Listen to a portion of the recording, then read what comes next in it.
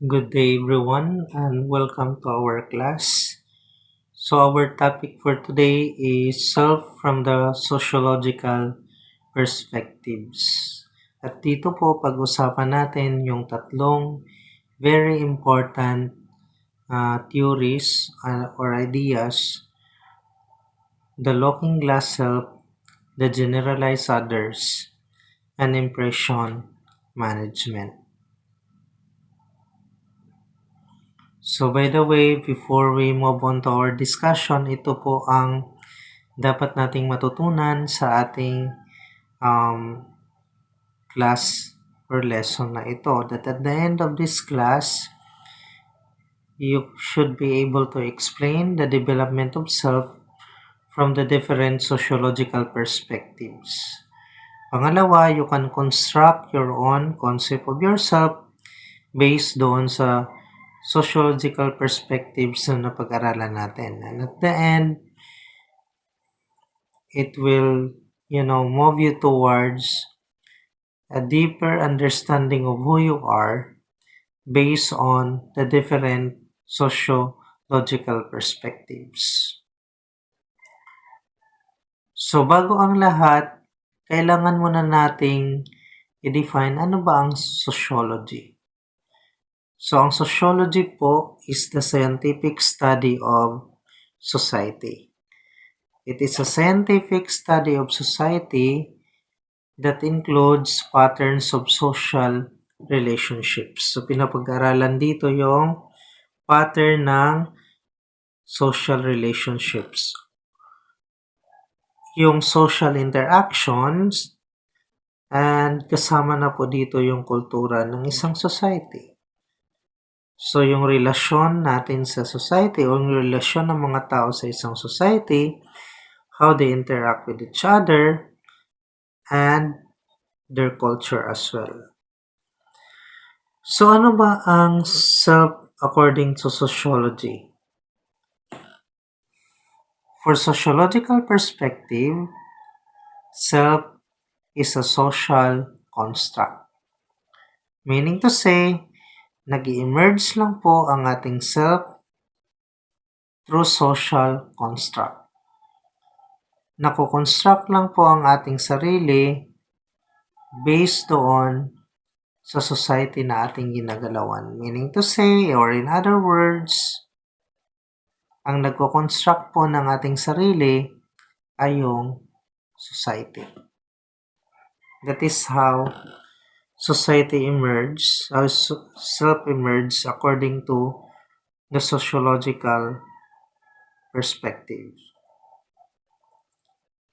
So, paano ba nag-emerge ang self through social construction? Dito po, as I said, pag-usapan natin yung tatlong importanteng ideas or theories, yung kay Charles Horton, Collis, Looking Glass Self, George Herbert Med's Generalized Others, and then Ervin Gopsman's Impression Management. So, umpisahan muna natin sa Looking Glass Self. Ano ba ang idea ng Looking Glass Self? Sabi dito, nabubuo daw natin ng ating pagkakilala sa ating sarili based on how we see or based on the perceptions of how others sees us. So, ito po yung idea ng Looking Glass Self. Kung anong tingin ng ibang tao sa akin, doon po nabubuo yung aking perception sa aking sarili. So, kagaya sa picture na yan. Kung anong tingin ng ibang tao sa akin, yun po ang pinaniwalaan ko na ako. For example, pag sinabi ng tao na ako ay mabait, pag sinabi naman ng ibang tao na ako ay maganda, pag sinabi naman ng ibang tao na ako ay matulungin. But not only that, even their facial expressions, even their reactions, yun po ang pinaniniwalaan natin. Because what other people think about me will have a direct influence on how I perceive myself.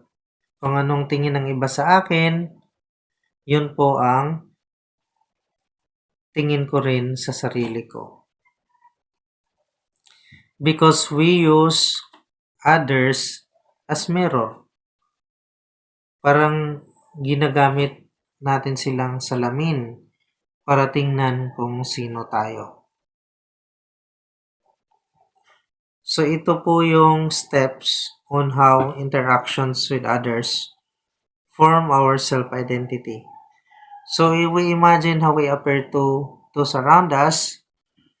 Then after that, ini-interpret natin yung reaction nila, and then nagde-develop po tayo ng self-concept based doon sa reaction ng tao sa atin. Kung maganda yung reaction nila, maganda yung self-identity natin. Kapag hindi, ganun din po.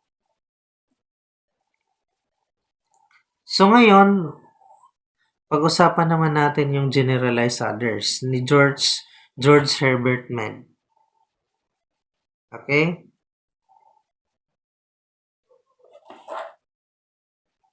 So para kay George Herbert Mead, ang self po is composed of two components, the me and the I. Ang me po, it represents the attitude of others or yung generalized others that organize into social self. I is the response to the me or the person's individuality. Anong ibig sabihin nito? Okay, sa ating society, ang me po is yun yung kabuohang society, yun yung generalized others that actually includes our parents, our relatives, the authority, the customs, the values that we have, na ito yung kabuuan ng society. Yung I po, ito yung tayo. Ito yung individual me, individual I, yeah, as a person. Meron tayong individuality.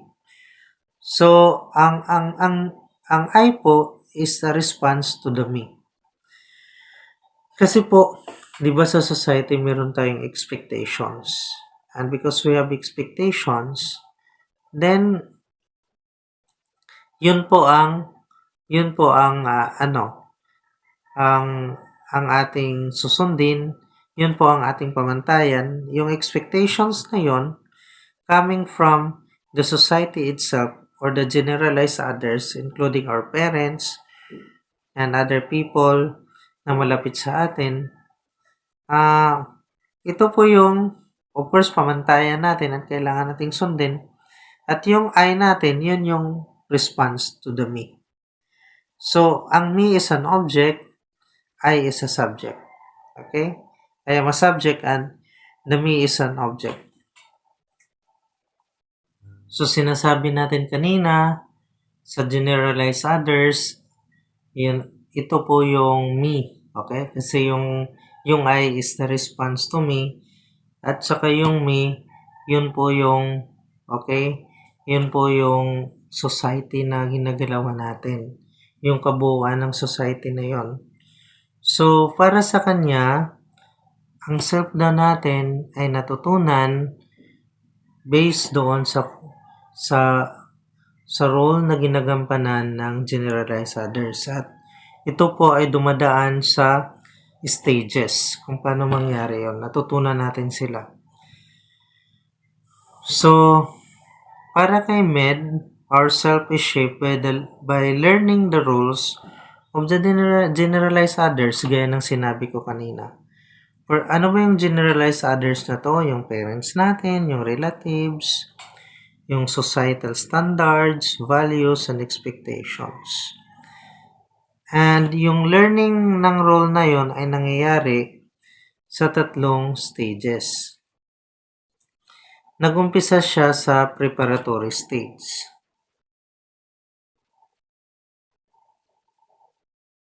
Ayan. So, sa preparatory stage, ang bata po, in-observe niya yung generalized others. Then, after observing, minimimic niya yung yung galaw. Nung lumaki na yung bata ng 7 years old, doon sa play stage, ang nangyayari doon ay hindi lang niya ginagaya but he played the game, right? So kaya may bahay-bahayan, may 'di ba may bahay-bahayan, tapos nagkakaroon ng kasal-kasalan, tapos doon sa bahay-bahayan may nanay, may tatay. They actually played the role of the generalized others, pero hindi sila sumusunod sa rules. Pagdating sa game stage, dito nagmamature yung bata. And nung nag-matured na-realize niya may expectations yung generalized others sa kanya. That is why yung role, kailangan niyang i-take seriously. So, dito po, matured na yung tao. So, ganun lang naman kasimple yung stages na to. Kung paano natin natutunan yung role na ginagampanan ng generalized others na tinatawag. Kaya nga at the end, how to become a parent, a good parent, sometimes tinitingnan na natin yung mga taong nakapaligid sa atin. Ito, maganda yung pagpapalaki ng pamilya ko sa akin. So, ganito ang role na dapat gagampanan ko. At I have to take it seriously.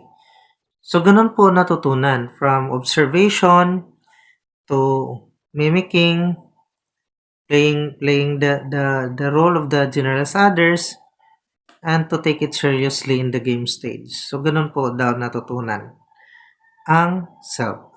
Ano naman ang sinasabi ni Erving Goffman? Sabi niya sa kanyang idea of impression management,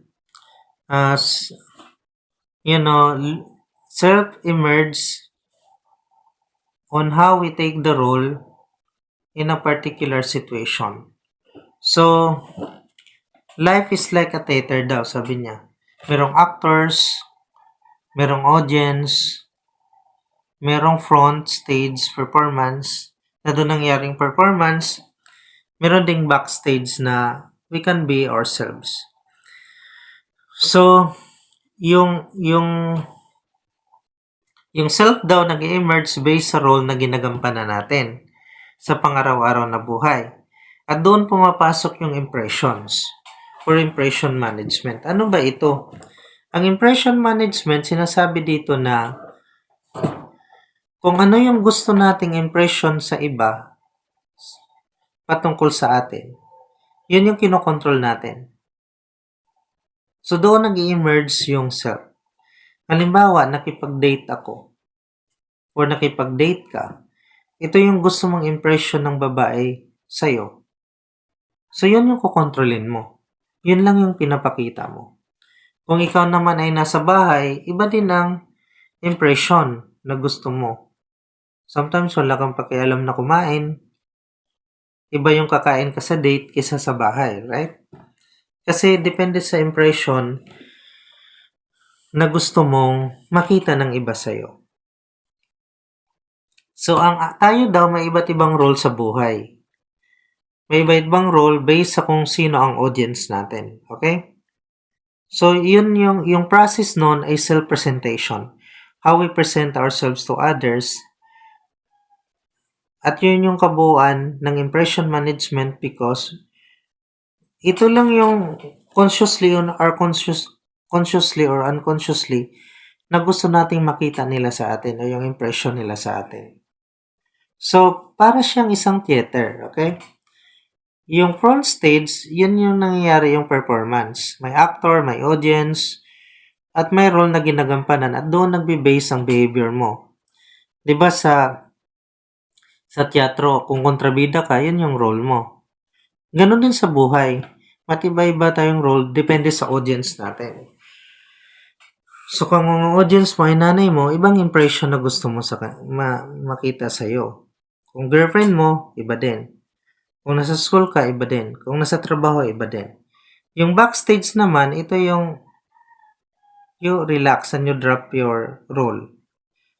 Ito yung totoong ikaw. Nasa bahay ka, pinapakita mo yung totoong ikaw, yun yung backstage mo. So, ganun daw nag-emerge ang self based sa kung anong impression na gusto nating makita ng tao sa atin. So, yun yung proseso, yun yung self-presentation. How we present ourselves in the performance, sa front stage kung saan nangyari ang performance, pero pagdating sa backstage naman, ito yung tayo. Okay? So, ganun daw ang self nag-emerge. So, iba't ibang role na ginagampanan based kung anong audience na meron tayo. Okay? Kinokontrol natin ang impression nila. That is how we present in our everyday life. Kung ang usap mo ay teacher mo, iba yung impression na gusto mong makita niya sa'yo. Sa girlfriend mo, sa katrabaho mo, sa kaibigan mo, iba-iba ang self na pinipresent mo based doon sa kung ano yung role na ginagampanan mo, kung anong audience na meron ka. Thus, the self emerges from the performance of the one's role and function. Ayan. So, in conclusion,